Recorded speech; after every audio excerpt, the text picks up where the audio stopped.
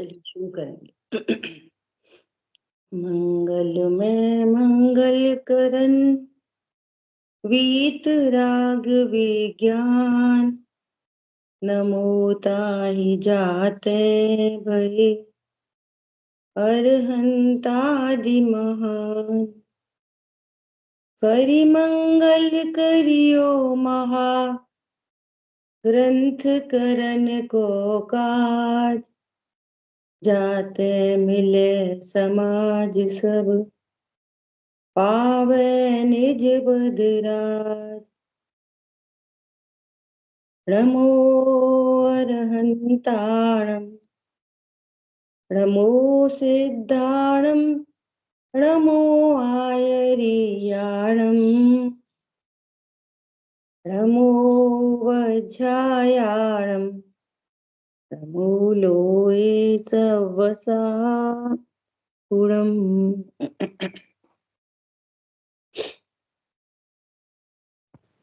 उस भव के सब के कारण क्या भाव, इनकी सत्ता नाश करी प्रगटे मोक्ष उपाय।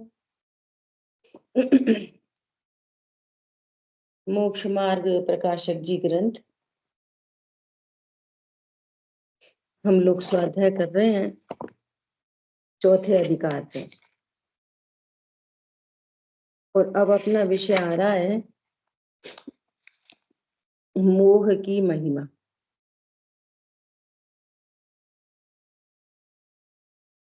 चौथे अधिकार में पंडित साहब कह रहे हैं कि इस भव के सब दुखों का कारण मिथ्या भाव है, और भी मिथ्या दर्शन क्या है, तो मिथ्या दर्शन मिथ्याचार है, तो मिथ्या दर्शन मिथ्या ज्ञान मिथ्या चारित्र का स्वरूप बताया। अब स्वरूप बताने के बाद कह रहे हैं कि कैसी मोह की महिमा है। देखो पढ़ते हैं, ऐसे ये मिथ्या दर्शनाधिक भाव जीव के अनादि से पाए जाते हैं। ये मिथ्या दर्शनाधिक भाव जीव के अनादि से पाए जाते हैं, नवीन ग्रहण नहीं किए, इसलिए इसका क्या नाम है, अग्रहीत मिथ्यात्व। नवीन नहीं ग्रहण किया। कल बात चली थी, एक इंद्री, दो इंद्री, तीन इंद्री, चार इंद्री, पांच इंद्री, असंगी संगी, इन जीवों में अनादि से मिथ्यात्व पाया जाता है, नवीन ग्रहण नहीं किया।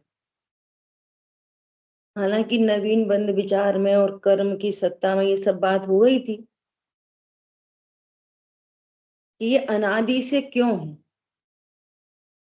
अनादि से क्यों है, तो एकदम ये नेचुरल बात है। वहां टोडरमल जी ने बोला कि जैसे सोना खदान में पाया जाता है, और वो खदान में जो सोना है वो अनादि से किट्टी कालीमा सहित है। ऐसा नहीं है कि पहले किसी ने सोने की चूरी बनाई, फिर जमीन में गाड़ दी, उसमें मिट्टी मिला दी, फिर सोना शुद्ध हो गया तो उसमें भी कालीमा आ गई। ऐसा नहीं हुआ,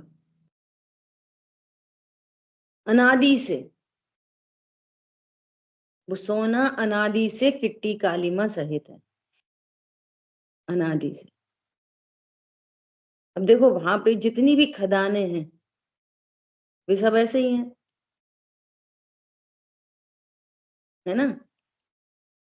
तो अब उस खदान पर किसी की नजर पड़ती है, ये बहुत इंपॉर्टेंट बात है। किसी की नजर पड़ती है कि यहाँ सोना है, बिल्कुल एकदम नेचुरलिटी है ये विचार करना, ये समझना, एकदम नेचुरल फिनोमिनन है। है ना। किसी की नजर पड़ी कि यहाँ सोना है, अब दिख कैसा रहा है, किट्टी कालीमा सहित, लेकिन सोने की पहचान हो गई। अभी वो चमकीला नहीं दिखाई दे रहा, कुछ ऐसा नहीं दिख रहा, ऐसा देखो तो वो भी मिट्टी जैसे ही दिख रहा है, मानो मिट्टी ही हो, है ना। लेकिन जानकार उसका पता कर लेते, और फिर होती है उसकी प्रोसेसिंग। प्रोसेसिंग कब होगी? प्रोसेसिंग पहले जानना पड़ता है कि यहाँ मिट्टी है और यहाँ सोना है, इस मिट्टी में सोना है। और जानकार नहीं हो तो उसी मिट्टी के घड़े बनाता रहे। जानकार नहीं हो तो उसी मिट्टी के घड़े बनाता रहे, तो माला माल नहीं हो सकता। और अगर उसकी प्रोसेस हो जाए तो माला माल हो जाए। और ऐसी बात है यहाँ पे बिल्कुल। क्या कह रहे हैं कि अनादि से मिथ्या दर्शन ज्ञान चारित है। ये जीव अनादि से कर्मों के साथ है, अनादि से,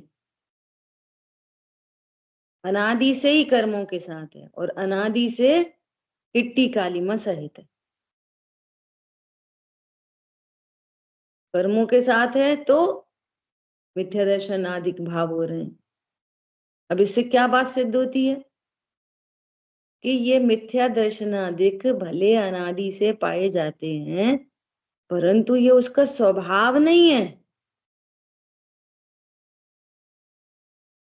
भले ही सोने के साथ किट्टी मिली हुई है और सोना काला दिख रहा है, लेकिन काला उसका स्वभाव नहीं है।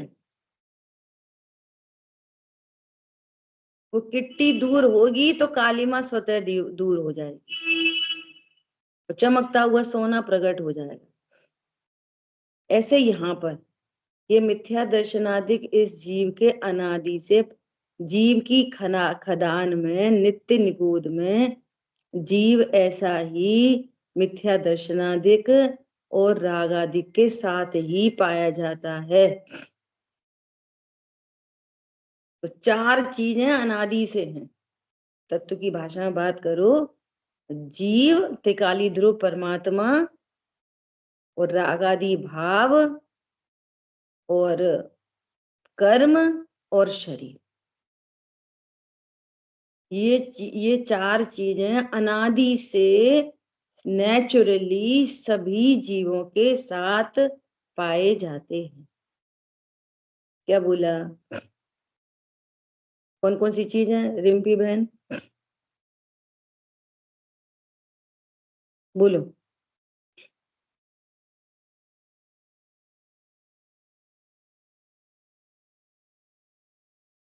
बोलिए बोलिए। नहीं ख्याल में आ रही, जिसको ख्याल में है वो बोलो। किसने सुना? अनादि से इस जीव के पास चार चीजें पाई जाती हैं। ये क्या क्या है?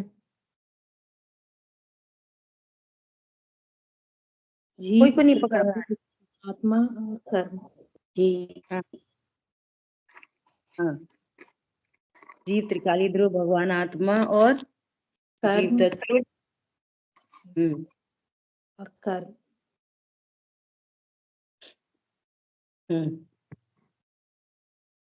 क्लियर नहीं है। जीव, अजीव, आश्रव और बंध। जीव, अजीव, आश्रय, बंध। और जैसे मैंने बोला ऐसे क्लियर करके बोलो। निधि बहन बोलो।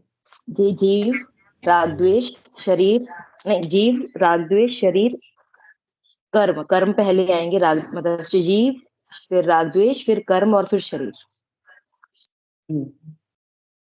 ठीक है। जीव, राग द्वेष के परिणाम, उसके निमित्त से बंधने वाले कर्म, और जहाँ कर्म है वहां शरीर है। जैसे अनंत भगवान है ना, अनंत भगवान को घाती कर्मों का पूरा अभाव हुआ, है ना। लेकिन आघाती कर्म की सत्ता जब तक विद्यमान है ना, एक सिंगल वन कर्म की सत्ता विद्यमान है, तो शरीर है, शरीर का संयोग बना रहेगा। समझ में आ रही है? अभी बोलो, पारुल बहन बोलो। अनादि मिथ्या दृष्टि जीव के पास क्या उन कौन सी 4 चीजें नेचुरली पाई जाती हैं? बोलो। जीव के पास जो है राग द्वेष कर्म शरीर और जीव स्वयं, ये 4 चीजें साथ में हमेशा रहती हैं अनादि से। अनादि, ठीक है। तो यहाँ पर क्या कह रहे हैं? ये मिथ्या दर्शनादिक भाव जीव के अनादि से पाए जाते हैं, अनादि से पाए जाते हैं, नवीन ग्रहण नहीं किए। अब यहाँ पे भी समझना, कायदे से तो हर पर्याय में नया राग द्वेष होता है, कोई बंच नहीं है राग द्वेष का। त्रिकाली ध्रुव भगवान आत्मा, उसके ज्ञान श्रद्धा चारित्र आदि अनंत गुण, और प्रत्येक गुण की प्रति समय एक पर्याय। तो वो उत्पन्न होती हुई पर्याय अपने को देह रूप, संयोग रूप, कषाय रूप ऐसा जानती है। तो अब बोलने में तो क्रम पड़ेगा कि ज्ञान की पर्याय जानती है, श्रद्धा में विश्वास होता है, चारित्र में राग द्वेष होते हैं, परंतु ऐसा क्रम नहीं पड़ता, एक साथ उत्पन्न हो रही है। अज्ञान मोह राग द्वेष विपरीत पुरुषार्थ एक साथ उत्पन्न हो रहे हैं। पॉइंट समझ में आया? एक साथ, ऐसा नहीं कि पहले जाना फिर गलत विश्वास हुआ फिर राग द्वेष हो गए। ये तो कथन में क्रम पड़ेगा, कथन में, वस्तु में क्रम नहीं है। एक साथ राग द्वेष उत्पन्न होते हैं, एक साथ अज्ञान उत्पन्न होता है, एक साथ। और देखो गजब की बात, ये अज्ञान मोह राग द्वेष विपरीत पुरुषार्थ है ना, ये सारी पर्याय उत्पन्न होती हैं, तो भी अस्तित्व गुण शुद्ध है, अस्तित्व गुण की पर्याय शुद्ध है। क्या बोला? अस्तित्व गुण की पर्याय कैसी है? शुद्ध। इन पर्यायों में अशुद्धता है, लेकिन अस्तित्व गुण की पर्याय में अशुद्धता नहीं है, वो शुद्ध है। ख्याल में आ रही है बात? तो कितने आनंद की बात है। हेतु बोलो। अजय भैया, अस्तित्व गुण की पर्याय शुद्ध क्यों है? कैसे, इसका क्या हेतु है? बताओ। त्रिकाल है, और कह सकते हैं वो शब्द याद नहीं आ रहा, वो अत्यंत अभाव है, दूसरी वस्तु से दूसरे द्रव्य से अत्यंत अभाव है, इसलिए त्रिकाल शुद्ध है। बोलो, और कौन बताएगा? अस्तित्व गुण शुद्ध है, इस बात को हम कैसे एहसास करें, इस बात की प्रतीति कैसे लाएं? श्रद्धान करना है ना, प्रतीति। बोलो, बोलिए अरुण भैया। जी, जैसे मेरा ज्ञान गुण है, चाहे वो कम हो ज्यादा हो, लेकिन ज्ञान गुण का अस्तित्व प्रति समय उसकी पर्याय चल ही रही है। ज्ञान गुण की बात विशेष की है कि कम हो या ज्यादा, उसकी बात नहीं है। बात है कि ज्ञान गुण है और उसकी प्रति समय पर्याय हो ही रही है। ये अच्छा, और कौन ट्राई करेगा? बोलो। अस्तित्व गुण जिस शक्ति के कारण द्रव्य का कभी नाश नहीं होता है, धीरे एक एक, हाँ। ना किसी से उत्पन्न नहीं होता।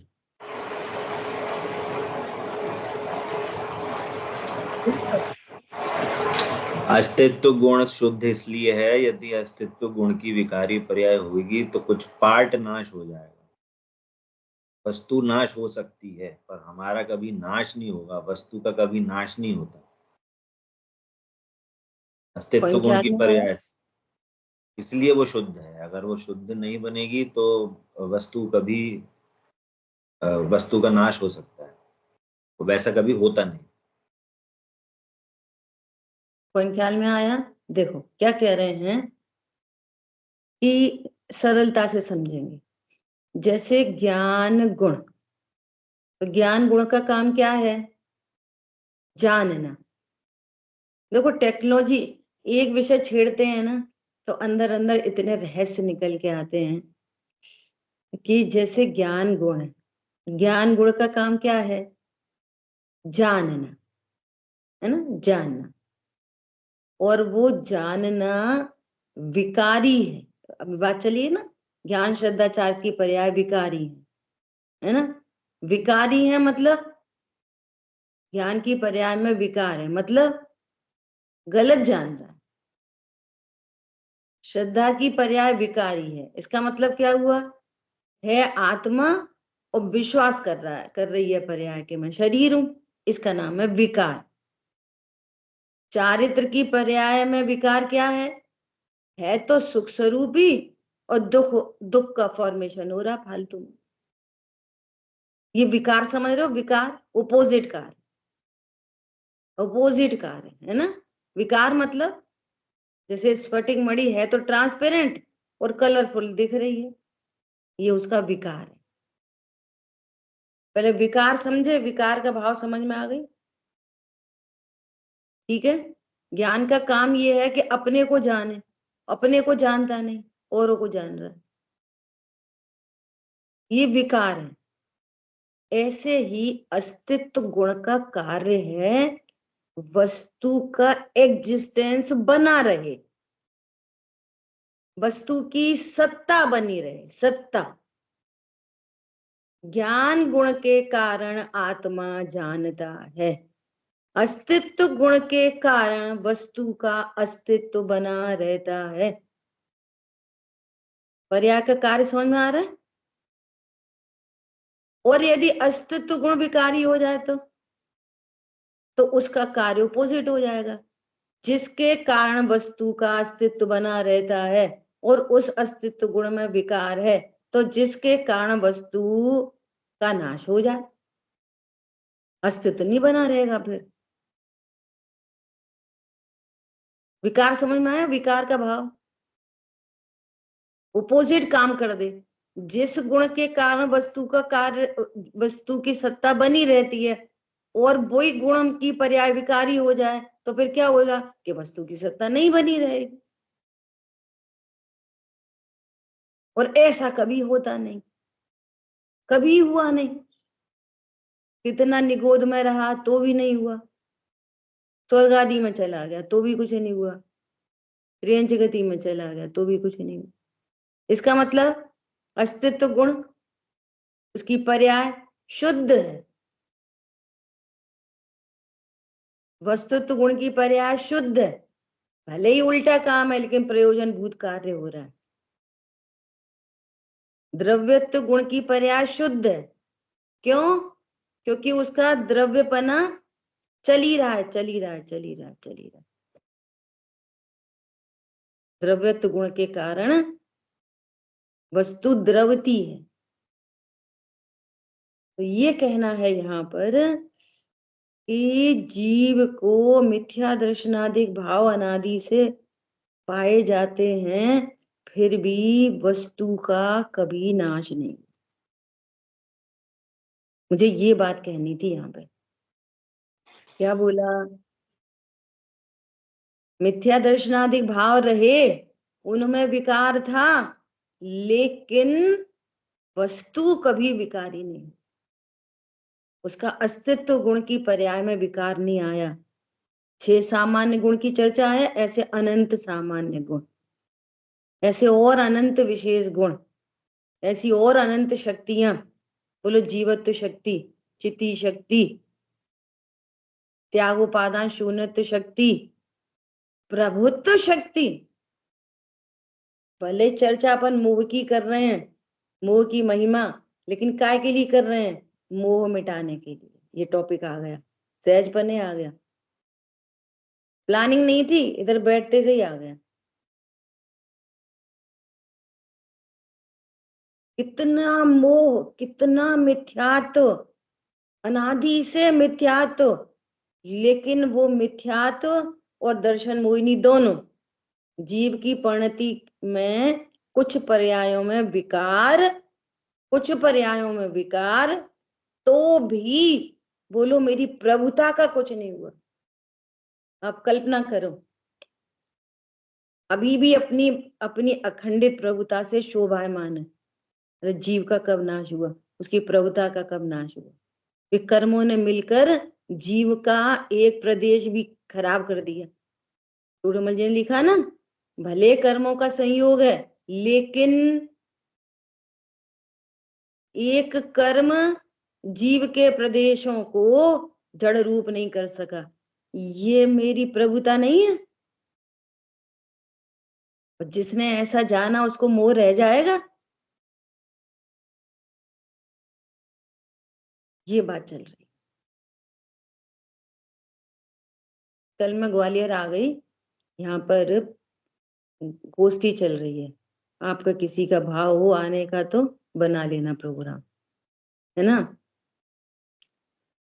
तो जब गोष्ठी से वापस लौट के आई तो सुमन जी भाई साहब सूरत गए हुए हैं, है ना। तो सूरत का पहला प्रवचन लगाया, नींद नहीं आ रही थी तो मैंने प्रवचन लगाया। वस्तु के कथन करने की, रत्नत्रय प्रकट कराने के लिए, मोह के अभाव के लिए दो शैली है। एक है उपदेश शैली और एक है वस्तु शैली। जो इस बात को समझ जाएगा ना तो कभी भ्रमित नहीं होगा। वे क्या कह रहे हैं कि उपयोग को सन्मुख करना ही नहीं है।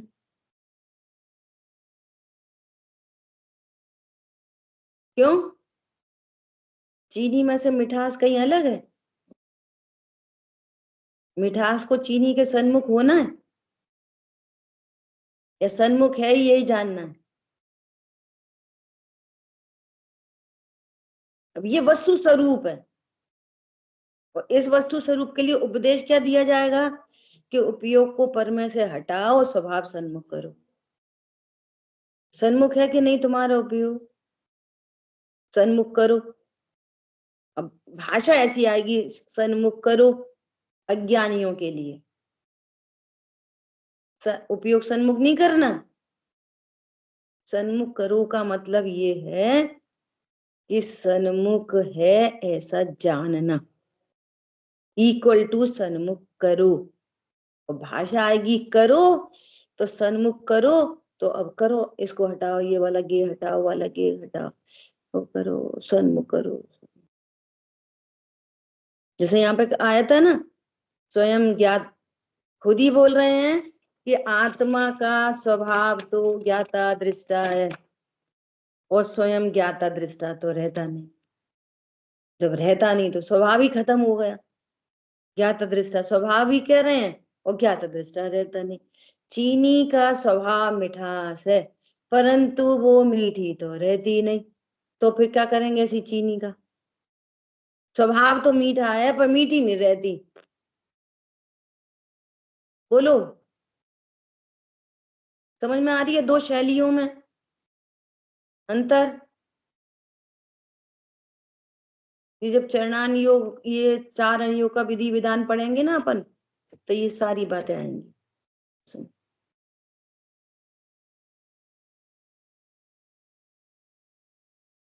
क्या बोल रहे हैं? नवीन ग्रहण नहीं किए, ये मिथ्या दर्शनाधिक नवीन ग्रहण नहीं किए, अनादि से चल रहे हैं परंतु भरे नहीं है आत्मा में।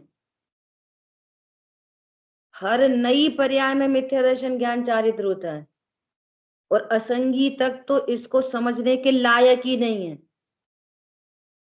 और संगियों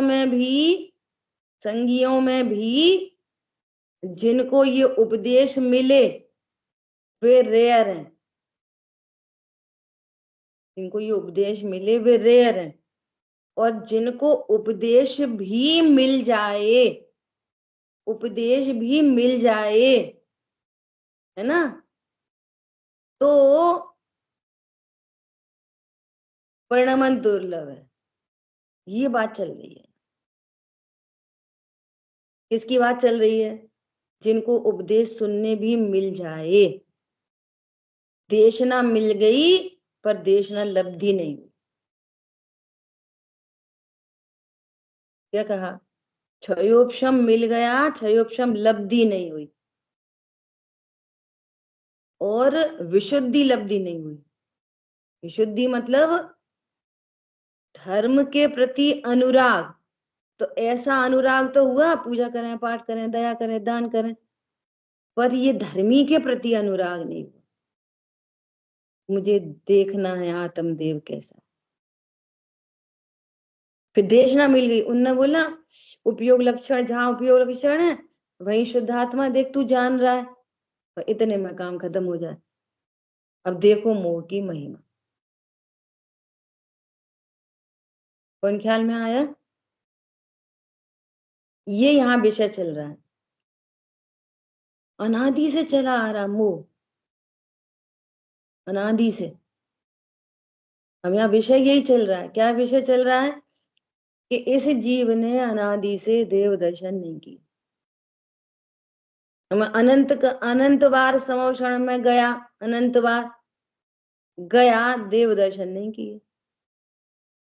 ऐसा होता है, गया और देव दर्शन नहीं किए।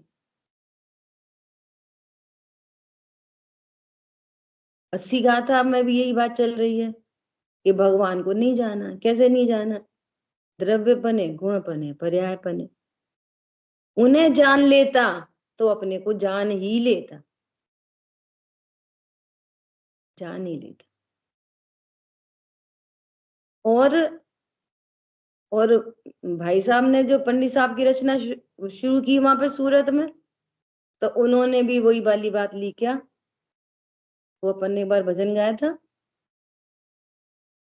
प्रभु का पर्याय में जब मिलन होएगा।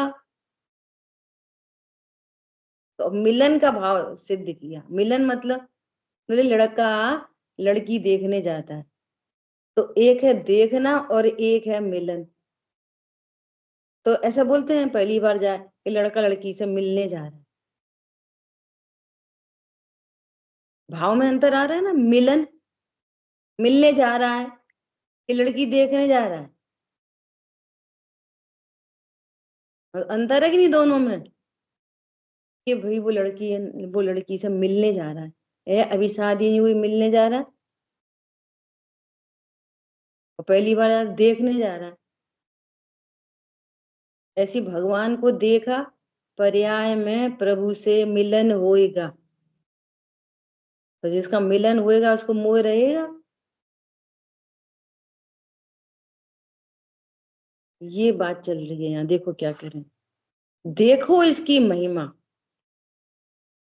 इस मोह की महिमा देखो कि जो पर्याय धारण करता है वहां बिना ही सिखाए मोह के उदय से स्वयमेव ऐसा ही परिणमन होता है, बिना सिखाए। अब देख लो, जितनी भी देह के प्रति ये मैं हूं, और बिना सिखाए आहार भय मैथुन परिग्रह संज्ञा। बोलो कौन सिखा रहा है? गाय के बच्चे को किसने सिखाया? भूख लगेगी तो किधर जाता है? उसे क्या पता किधर मुंह की तरफ जाना है कि पैर की तरफ है? उसको क्या पता? किसने सिखा दिया? बच्चे को सकिंग किसने सिखा दी?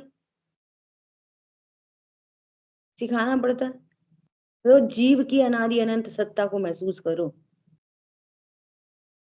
जीव की अनादि अनंत सत्ता, और अनादि से चले आ रहे मिथ्या दर्शनाधिक भाव, बिना ही सिखाए,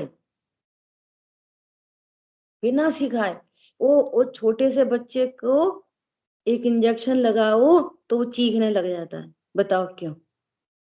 शरीर में हूं। वो ज्ञान को किसने सिखा दिया? अभी अभी तो पैदा ही हुआ, संगीपन मान लिया वो 2 इंद्री से आया हो, 4 इंद्री से आया हो। माँ तो मोह बहुत था तो चलो गहलता थी, यहाँ संगी पंचेंद्रिय हुआ। किसने सिखा दिया कि ये सुई लगी सो मुझे ही लगी? तो उसे तो लगी ही नहीं। शरीर तो कह नहीं रहा मुझे सुई लगी। किसको सुई लगी? मुझे। कौन कह रहा है? ज्ञान। किसने सिखा दिया अभी कि तू शरीर को अपना जान? कौन समझ में आ रहा है? हाल के बच्चे को किसने सिखा दिया इस शरीर को अपना जान, शरीर को अपना मान, और शरीर में सुई लगी तो रो तू? रोने क्यों लग गया?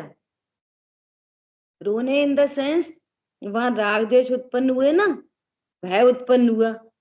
जीव की पर्याय में तो भय उत्पन्न हुआ, दुख उत्पन्न हुआ। तो उसके निमित्त से होठ दंतालु हिलने लग गए अपने आप, आद प्रदेशों का परिस्पंदन होने लगा, आंखों में से आंसू। ये पुद्गल का परिणमन है पूरा। ये पूरा परिणमन किसका हुआ? वहां भी आत्मा अलग और पुद्गल अलग। आत्मा में भय उत्पन्न हुआ, रति का भाव उत्पन्न हुआ, दुख का भाव उत्पन्न हुआ, आन प्रदेशों का परिस्पंदन हुआ, वैसा के वैसा शरीर का हिलना डुलना हुआ, वैसे वैसे आंखों से आंसू निकलने लग गए। तो ये पूरा शरीर का परिणमन, उसमें निमित्त जीव के भाव। कौन ने सिखा दिया? बोलो। ठीक है, अपन अपनी चर्चा इधर ही तक रखेंगे रोज ही, है ना? मुझे सहजता रहेगी तो अपन क्लास, मैं सोच रही हूँ तो क्लास तो चलती रहे, है ना? अभी यहीं पे रुकेंगे। आप इस पे बहुत विचार करना। क्या करना? विचार करना इन दोनों तीनों लाइनों की। नवीन ग्रहण नहीं किए, देखो इसकी महिमा कि जो पर्याय धारण करता है वहां बिना ही सिखाए मोह के उदय से स्वयमेव ऐसा ही परिणमन करता है। सब में लगाना, 1 इंद्री, 2 इंद्री, 3 इंद्री, 4 इंद्री, सब में लगाना ये वाली बात। ठीक है? जिन वाणी के ज्ञान से सूझे लोकालोक, तो वाणी मस्तक नमो सदा देत हूँ लोक। बोलिए द्वाशांगमयी जिनवाणी माता की जय। जय जिनेन्द्र सभी को।